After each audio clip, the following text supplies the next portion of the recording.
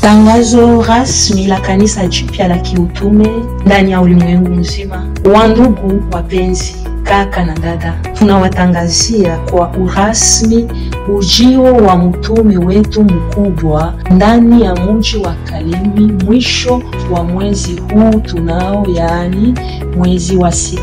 Na lengo kubwa linalokusudia mtume mkubwa kutembelea mji wa Kalemi, mji ambao umejengwa kando ya bahari ya maji ya rangi zambarau.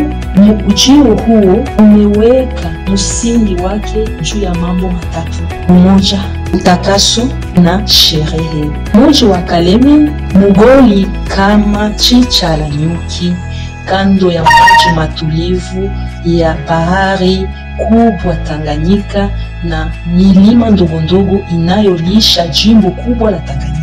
Zaidi sana, ujasiri ukuu ndani ya waaminifu watoto wa Mungu wa Kalemi ni mvuto mkubwa kwa mtume mkubwa kuja kwake. Kwa ujio wa mtume mkubwa ndani ya mji wa Kalemi mara ya kwanza, atashindikizwa na mitume wengine 4. Wa kwanza, mtume Odo Mulamba wa kanisa changu la kati, mtume Mfano Desire wa Kivu kubwa, mtume Lubanda Godefroy wa Lubumbashi, mtume Milambwe de Gracias wa Pweto.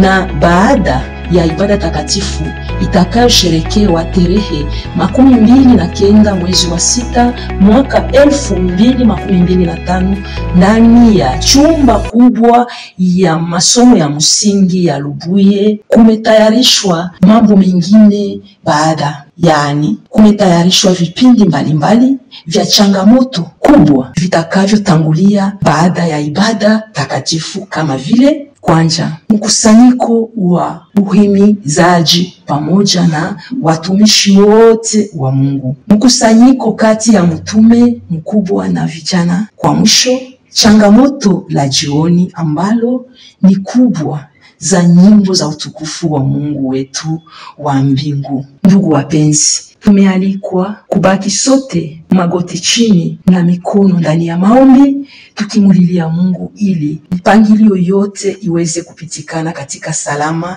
na heri kutoka mbinguni.